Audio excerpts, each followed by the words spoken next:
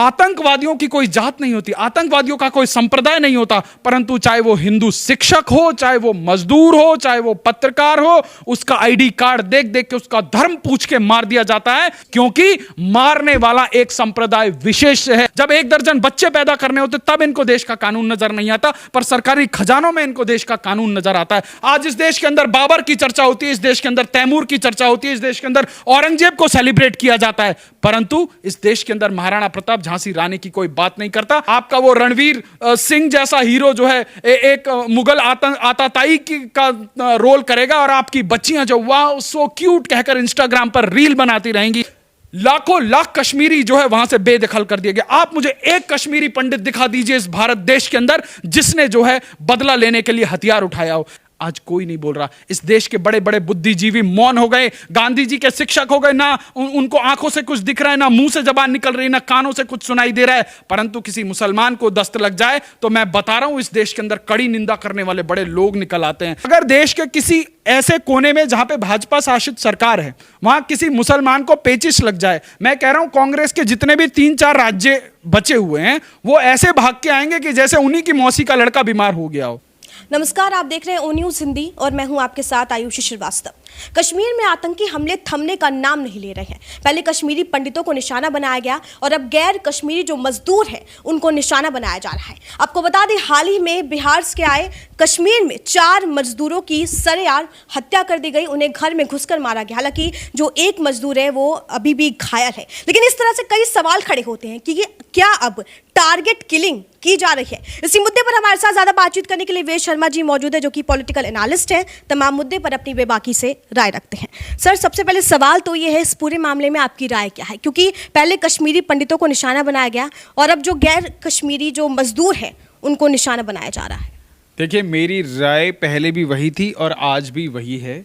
ये गजवाए हिंद का जो एक नया प्रारूप है, आप देखेंगे पूरे दक्षिण एशिया में, चाहे वो पाकिस्तान के अंदर हिंदुओं की क्लिंजिंग हो, चाहे कश्मीर से पलायन करने को मजबूर कर दिया हो, चाहे आज वो बांग्लादेश के अंदर जो है हिंदुओं के ऊपर होती हुई ब्रुटैलिटी हो, ये पूरा का पूरा भारत को टारगेट करके भारत के अंदर अस्थिरता फैलाने की एक साजिश का एक बड़ा प्रारूप है। आप बताइए, आज इस देश की तमाम सरकारों ने, चाहे वो पूर्ववर्ती अटल बिहारी वाजपेयी जी की सरकार हो, चाहे हाल में नरेंद्र मोदी जी के नेतृत्व में सरकार हो, हम जितना मर्जी जमहूरियत, इंसानियत और कश्मीरियत की बात कर लें, हम जितना मर्जी सबका साथ सबका विकास की बात कर लें, आज वहां पर टीचरों को मार दिया जा रहा है। अभी आपने पिछले हफ्ते सुना होगा कि स्कूल से जो है टीचर को निकाल के मार दिया गया और उस सिख महिला शिक्षक का इतना ही कसूर था कि वो अपनी आधी से अधिक तनख्वाह जो है गोद लिए हुए मुस्लिम बच्चों के ऊपर खर्चा कर रही थी, इसके बावजूद उसको मार दिया गया। आज बिहार से पहुंचे हुए मजदूरों को जो है वहां पर पानी पूरी बेचने वाले मजदूरों को जो है दो पैसा अपनी जो है मेहनत मजदूरी करने वाले लोग जो अपना गुजर बसर कर रहे थे, जो वहां कश्मीर के अंदर कश्मीर के पुनर्निर्माण में सहभागी बन रहे थे, उनका नाम पूछकर उनकी आइडेंटिटी कार्ड देखकर जो है उनको मार दिया जाता है। परंतु इस देश के अंदर कुछ ऐसे दलाल किस्म के पत्रकार हैं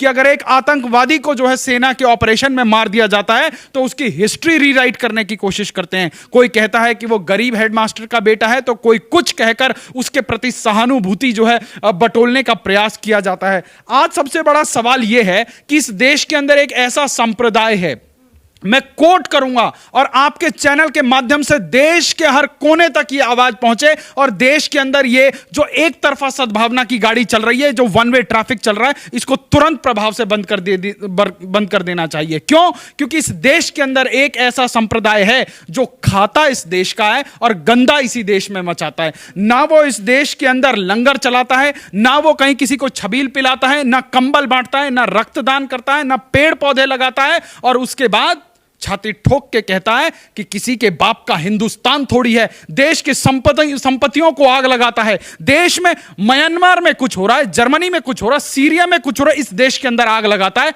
और उसके बाद इस देश की सारी सुविधाएं उसको चाहिए और जहां जहां कानून की लाठी उसके सर पे आती है तब वो वहां पर जो है अपना सहानुभूति का कार्ड खेलने लग जाता है। क्योंकि आज उसकी राजनीति करने वाले ठेकेदार इस देश में जो है बुरके की राजनीति करने वाले, टोपी की राजनीति करने वाले, सेक्युलरिज्म की जो है राजनीति करने वाले लोग बहुताय हो गए हैं। तो आज हम लोगों को समझने की जरूरत है कि आज हम लोगों के टैक्स के पैसों के ऊपर आज कश्मीर को देश के टोटल बजट का 10% से अधिक जो है कश्मीर में लगाया जाता है। वहां लोग घर में बैठे हैं, उनको कोई काम करने की आवश्यकता नहीं है, उनको तेल से लेकर बासमती चावल, घी से लेकर दाल, शक्कर, सब कुछ उनके घरों में मुहैया कराया जा रहा है। उसके बावजूद इस देश का टैक्स पे करने वाला हिंदू उनकी नजरों में काफिर है। उनको जो है वहां जाकर मेहनत मजदूरी करने वाला उनको रास नहीं आता है। उसको जो है वो आतंकवादियों की कोई जात नहीं होती, आतंकवादियों का कोई संप्रदाय नहीं होता, परंतु चाहे वो हिंदू शिक्षक हो, चाहे वो मजदूर हो, चाहे वो पत्रकार हो,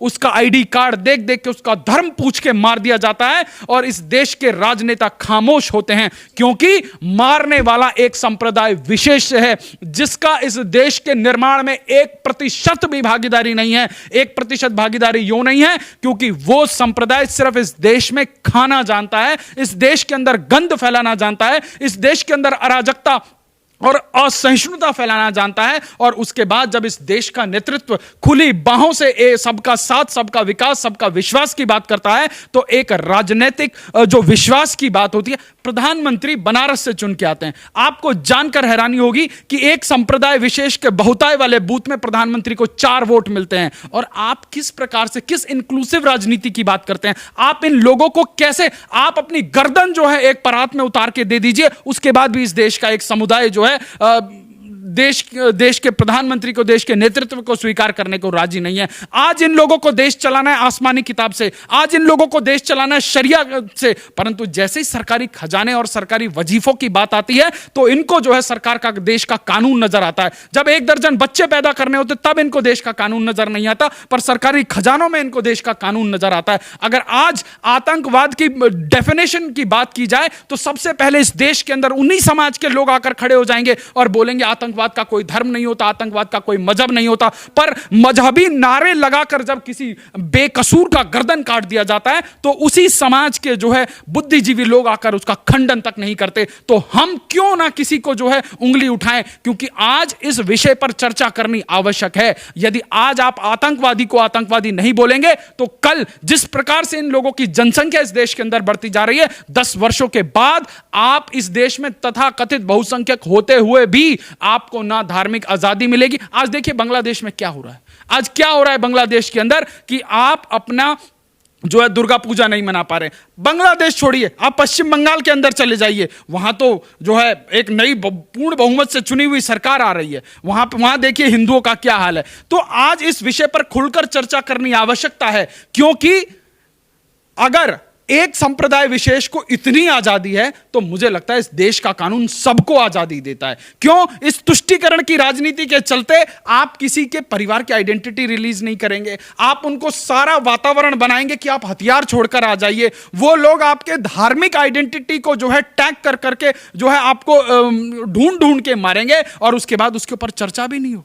मतलब आपके लोगों की खून की नदियां बहा दी जाएं और आप उफ तक नहीं करें, पर वो लोग नाखून को काटकर शहीद होने की रवायत पूरी करते रहें और उनके नाम के जो है यहां पर मिसालें दी जाती रहें। ये नहीं चलेगा, क्योंकि ये बदलता हुआ भारत है। और यदि आज हम लोगों ने अपने बच्चों को ये जो अपभ्रंश इतिहास पढ़ाया, ये झूठा इतिहास पढ़ाया, तो ना आने वाली पीढ़ियां हमें माफ करेंगी, ना ये देश का इतिहास, हम जो गौरवशाली इतिहास है वो हम बचा पाएंगे। क्योंकि इस तुष्टीकरण की आड़ में इस देश के राजनेताओं ने हम लोगों को मैकाले का जो है डाइल्यूटेड इतिहास पढ़ाने का काम किया है। आज इस देश के अंदर महाराणा प्रताप की चर्चा नहीं होती, परंतु आज इस देश के अंदर बाबर की चर्चा होती है, इस देश के अंदर तैमूर की चर्चा होती है, इस देश के अंदर औरंगजेब को सेलिब्रेट किया जाता है, परंतु इस देश के अंदर महाराणा प्रताप, झांसी रानी की कोई बात नहीं करता। किताबों में आधे पन्ने का लेख लिखकर जो है एक फॉर्मेलिटी पूरी कर दी गई है। तो जब तक आप अपने बच्चों को संस्कार नहीं देंगे, आप अपना गौरवशाली इतिहास जो है नेक्स्ट जनरेशन तक ट्रांजिट नहीं करेंगे, तब तक ये आपके बच्चे, आपके फिल्म इंडस्ट्री के लोग जो है तैमूर और औरंगजेब और बाबर के ऊपर फिल्में बनाएंगे। आपका वो रणवीर सिंह जैसा हीरो जो है एक मुगल आताताई का रोल करेगा और आपकी बच्चियां जो वाह सो क्यूट कहकर इंस्टाग्राम पर रील बनाती रहेंगी। तो आप इतिहास को क्या आप अपने आने वाली जनरेशन को क्या दे रहे हैं? आज एक आतंकवादी जब मारा जाता है तो पूरी पीआर एजेंसीज की लॉबी लग जाती है, बड़े बड़े ब्लू टिक वाले पत्रकार लग जाते हैं, और उसको आप बताइए लाखों लाख कश्मीरी जो है वहां से बेदखल कर दिया गया। आप मुझे एक कश्मीरी पंडित दिखा दीजिए इस भारत देश के अंदर जिसने जो है बदला लेने के लिए हथियार उठाया हो। अपने ही घर से बेदखल कर दिए गए, अपने ही देश के अंदर जो है रिफ्यूजी की हालत में रहने को मजबूर आज कश्मीरी पंडितों की कोई बात नहीं करता, परंतु कश्मीर के अंदर एक मुसलमान को दस्त लग जाए तो इस देश के प्राइम टाइम के चैनल जो है उसके ऊपर छाती पीट और मुहर्रम करने लग जाते हैं। आज इसी चीज को रीराइट करने की जरूरत है, क्योंकि इस देश का कानून जितना मुसलमान के लिए उतना ही हिंदू के लिए। आज 30 करोड़ से अधिक आबादी वाले लोग इस देश के अंदर अल्पसंख्यक के तगमे के साथ अरबों रुपए के जो है वजीफे और अरबों रुपए की सुविधाओं का लाभ ले रहे हैं, परंतु देश के 9 राज्यों में हिंदू अल्पसंख्यक हो चुका है, उसकी कोई बात नहीं कर रहा है। तो यदि आप कानून सबके लिए बराबर नहीं करेंगे तो इसी प्रकार से तुष्टीकरण की आड़ में ये आतंकवादी कल भी हमारी छाती पर मूंग दल रहे थे, और आने वाले दिनों में आप देखेंगे कि ये एक बहुत इंटेंसिटी, हाई इंटेंसिटी के साथ काम होगा, क्योंकि ये एक बहुत बड़ी साजिश भारत के साथ है। आप देखेंगे एक तरफ कश्मीर जो है में पाकिस्तान इन्फिल्ट्रेट कर रहा है, दूसरी तरफ लेह लद्दाख में चीन इन्फिल्ट्रेट कर रहा है, तीसरी तरफ बांग्लादेश के अंदर किस प्रकार से हिंदुओं को, प्रधानमंत्री गए थे अभी पीछे बांग्लादेश में, और प्रधानमंत्री के दौरे के दौरान वहां हिंदुओं के ऊपर जो है किस प्रकार से अट्रॉसिटीज हुई वो पूरे विश्व ने देखा। आज इस देश के अंदर जरा सा किसी को छींक आ जाती है तो वो मुद्दा, आप मुंबई के अंदर एक मुसलमान महिला को किराए पे मकान नहीं मिला तो वो अमेरिका तक जो है उसके ऊपर बड़े बड़े सेलिब्रिटी वहां पे कहानियां लिख रहे थे। ग्रेटा थनबर्ग किसान आंदोलन में कूद रही है, परंतु आज बांग्लादेश के अंदर हिंदुओं के ऊपर अत्याचार हो रहा है। आज कश्मीर के अंदर जो है मजदूरों को निकाल निकाल कर उसकी जात पूछ के, उसका धर्म पूछ के उसको गोली मार दी जा रही है, महिला शिक्षिका को सरेआम मार दिया जा रहा है। आज कोई नहीं बोल रहा। इस देश के बड़े बड़े बुद्धिजीवी मौन हो गए, गांधी जी के शिक्षक हो गए, ना उनको आंखों से कुछ दिख रहा है, ना मुंह से जबान निकल रही है, ना कानों से कुछ सुनाई दे रहा है, परंतु किसी मुसलमान को दस्त लग जाए तो मैं बता रहा हूं इस देश के अंदर कड़ी निंदा करने वाले बड़े लोग निकल आते हैं, चाहे वो लिबरल्स हो चाहे वो नॉन लिबरल्स हो। आप देखेंगे कि पूरा ट्विटर जो है मुसलमानमय हो जाता है, परंतु आज हिंदुओं के ऊपर जो अत्याचार हो रहे कोई बोलने के लिए राजी नहीं है। पर आज आवश्यकता है कि उससे पहले कि कोई हमारे लिए बोले, हमको अपने लिए बोलना पड़ेगा, और जब तक हम इसी प्रकार किसी और की आस में बैठे रहेंगे हमारे ऊपर इसी प्रकार से जो है अतिक्रमण होता रहेगा, होता रहेगा, होता रहेगा। वेद जी, नीतीश कुमार से लेकर जीतनराम मांझी ने भी ये कहा है कि कश्मीर को यूपी और बिहार के हवाले कर दिया जाए, 15 दिन में सुधर जाएगा कश्मीर। इस पर आप क्या कहें? देखिए, ये एक उन्होंने किस प्रकार का वक्तव्य दिया वो उसके पॉलिटिकल मायने हो सकते हैं, परंतु हाँ, बिहार का जो व्यक्ति है, आप विश्व के किसी भी कोने में चले जाइए, भारत देश का, मैं सिर्फ बिहार को ही नहीं बोलूँगा क्योंकि फिर मैं हमेशा से जातवाद, क्षेत्रवाद, भाषावाद और अमीर और गरीबवाद से ऊपर की बात करता हूँ। जब समग्र भारत की बात होती है तो सिर्फ एक प्रदेश तक मैं जो है इस विचार को सीमित नहीं करना चाहता। तो सिर्फ बिहारी क्यों? क्योंकि बिहार के लोगों का एक अपने आप में एक पहचान है। बिहार के लोग विश्व में कहीं पे भी जाते हैं तो वो उस क्षेत्र को जो है आगे बढ़ाने में, उस क्षेत्र की चीज़ों को ऊपर उठाने में अपना एक महत्वपूर्ण योगदान देते हैं। तो लोग बड़े प्यार से मजाक में भी कहते हैं कि एक बिहारी 100 पर भारी। तो निश्चित रूप से अगर हाँ, बिहार के लोगों को लाकर, अगर कम से कम 1 लाख लोगों को लाकर अगर कश्मीर के अंदर बसा दिया जाए तो निश्चित रूप से जो है बहुत सारी समस्याओं का समाधान हो सकता है। और सिर्फ बिहारी नहीं, मैं तो कहता हूं कि देश के हर राज्य के लोगों को, हर राज्य के नेतृत्व को इस प्रकार का इनिशिएटिव लेना चाहिए और केंद्र सरकार के साथ सामंजस्यता करके एक ऐसा माहौल बनाना चाहिए कि कश्मीर के अंदर बिहार से, महाराष्ट्र से, दक्षिण भारत के तमाम राज्यों से, राजस्थान से, पंजाब से, हरियाणा से 20-20, 50-50 हजार लोगों को ले जाकर सरकारी तरीके से व्यवस्थित रूप से वहां बसाना चाहिए। वहां बिजनेस को जो है और ज्यादा पेनिट्रेट करना चाहिए। और जो भारतीयता है, क्योंकि कश्मीर किसी के बाप का जो है माल नहीं है कि वहां के लोग ये सोचें कि सिर्फ इसके ऊपर ये हमारा हक है। जो कश्मीर है वो भारत का मस्तक है, भारत का मुकुट है और सभी भारतीयों का उसके ऊपर उतना ही हक है। तो मेरा, अगर आप मुझसे व्यक्तिगत रूप से पूछें तो मैं तो चाहता हूं कि भारत सरकार को कोई एक ऐसी योजना बना देनी चाहिए कि जिसमें संपूर्ण भारत के लोग जो है जम्मू कश्मीर में जाएं, वहां जाकर बड़े बड़े उद्योग खोलें, बड़े बड़े उद्यम चलाएं, वहां के लोगों को नौकरियां दें और एक ऐसा अतुल्य भारत का उदाहरण पूरे विश्व के सामने प्रस्तुत करें और जो है हम कश्मीर को पूरे विश्व के मानचित्र पर, चाहे वो विकास के आयाम हो, चाहे एक भाईचारे का आयाम हो, चाहे पर्यटन का आयाम हो, उसको विश्व के मानचित्र पर ऐसा स्थापित कर दें कि पूरी दुनिया के लिए वो एक सबक बन जाए। सर, जिस तरीके से टारगेट किलिंग की हम बात करते हैं, जब कश्मीरी पंडितों की हत्या हुई थी उसके बाद आतंकी समूह का ये बयान भी आया था कि शरीयत के कानून को नहीं मानोगे तो तुमको इसी तरीके से मारेंगे। इस पर क्या कहें? देखिए, ये देश कानून से चलता है और इस जो रोज जो बड़े बड़े नीले पट्टे और नीले पगड़ी बांधकर जो है बाबा साहब की जिंदाबाद और बाबा साहब की जय करने वाले, जय भीम जय मीम वाले लोग हैं, मेरा उनसे एक विशेष अनुरोध है कि इस देश के अंदर संवैधानिक व्यवस्था है और ये उन 57 देशों का हिस्सा नहीं है कि यहाँ पे जो आसमानी किताब चलेगा। इस देश के अंदर संविधान का राज चलेगा और इस देश के अंदर एक लोकतांत्रिक व्यवस्था में चुनी हुई सरकार है।